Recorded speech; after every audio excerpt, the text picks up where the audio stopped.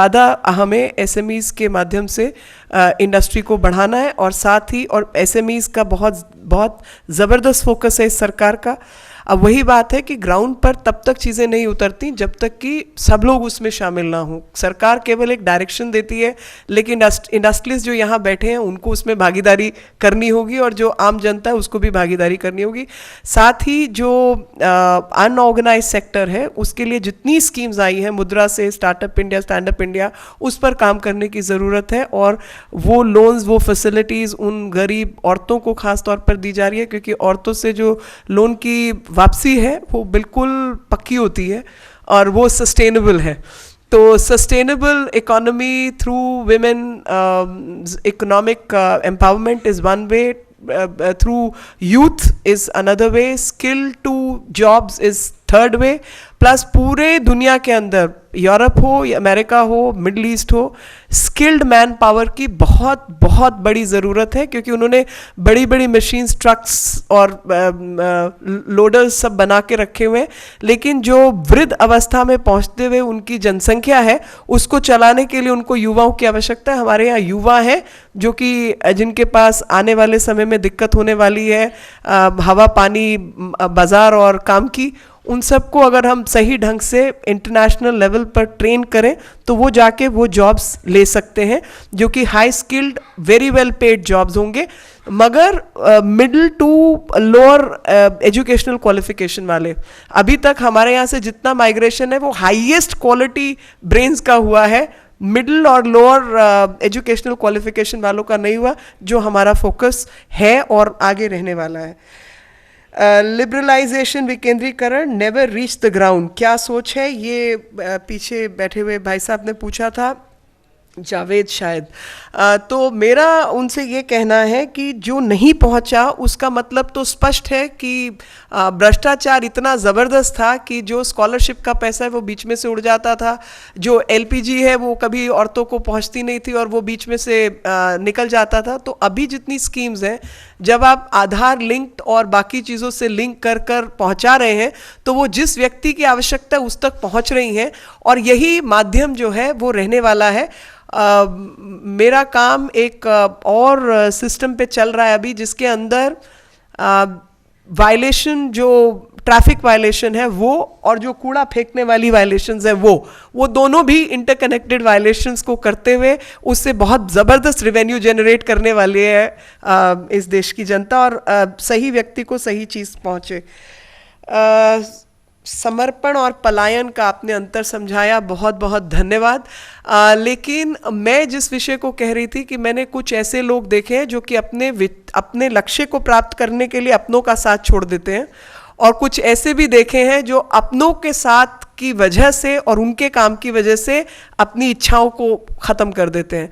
तो ये व्यक्ति से व्यक्ति का, मैं इसमें कोई कंपैरिजन नहीं कर रही थी, मैं सिर्फ ये कह रही थी कि स्पिरिचुअलिटी को प्राप्त करने के लिए आपको सब छोड़कर जंगल में जाने की आवश्यकता नहीं है। इसी दुनिया में यहीं रहकर बहुत सारे ऐसे काम हैं जो हम कर सकते हैं। तो मैं रास्ता ए या बी की नहीं बात कर रही, बल्कि मैं ये बात कह रही हूँ कि जिस समाज में आप हैं और जिस भी स्तर पर आप हैं, आपके अंदर जो स्पिरिचुअलिटी का अंश है वो हर समय रहने वाला है, और उस स्पिरिचुअलिटी को इस कक्ष में, इस कक्ष के बाहर सड़क पे चलते हुए हम जीवित रख सकते हैं।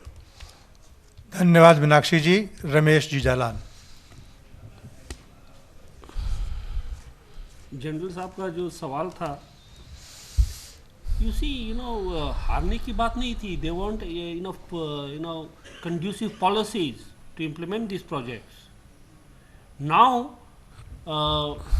I left the UN in March 2017, about 5-6 months back only, and already I have 7 projects in the pipeline from one city, and I have a number of other cities who are requesting us to set up the projects. But we told them until we succeed in the first one, we will not be in a position to set up other projects. Now, somebody mentioned about, change of lifestyles.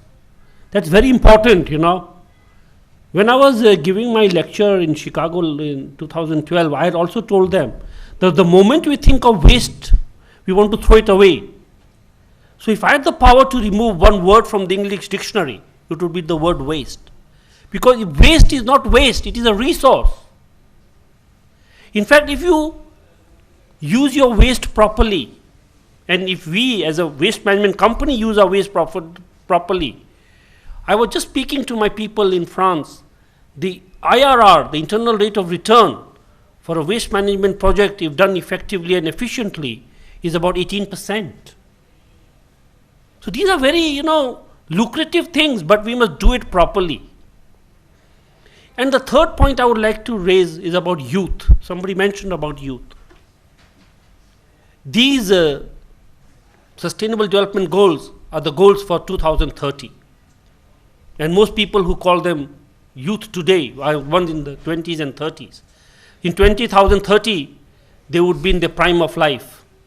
And therefore, it is very important for them to ensure that these Sustainable Development Goals, coupled with integral humanism, as Meenakshi ji said, 2D and 3D, are very, very important. Thank you. Thank you, Ramesh ji. So can I get one line in? Oh, yes. हाँ, वो ज़रूरी जो line में actually मेरे दिमाग में थी, बोलने में रह गई, वो था कि हम SDGs कभी भी अचीव नहीं कर पाएंगे जब तक कि हम पॉपुलेशन मैनेजमेंट नहीं करेंगे. Because no matter how effective our economy becomes, no matter how good we manage to manage our waste or whatever else, but till we manage our population, how much more can we go on producing food, water, electricity, everything. So we need to learn to manage population. Thank you. धन्यवाद. विकेंद्रीकरण, स्वदेशी, धर्म के 10 लक्षण, उस पर अभी नहीं बोलना. आज का सत्र नई ज्ञान परंपरा विकास की क्या है. वी शुड इंटीग्रेट संस्कार और सरकार, गवर्नमेंट और समाज, इसमें इंटीग्रेशन चाहिए. यदि सरकारें गवर्न करेंगी तो कुछ नहीं कर पाएंगी और समाज अलूफ रहेंगे तो कुछ नहीं मिलेंगे. We should integrate all. धन्यवाद. सत्र समाप्त हुआ. भोजन कीजिए. Thank you, Mahesh ji. Thank you, Acharna ji, Meenakshi ji, and Ramesh ji.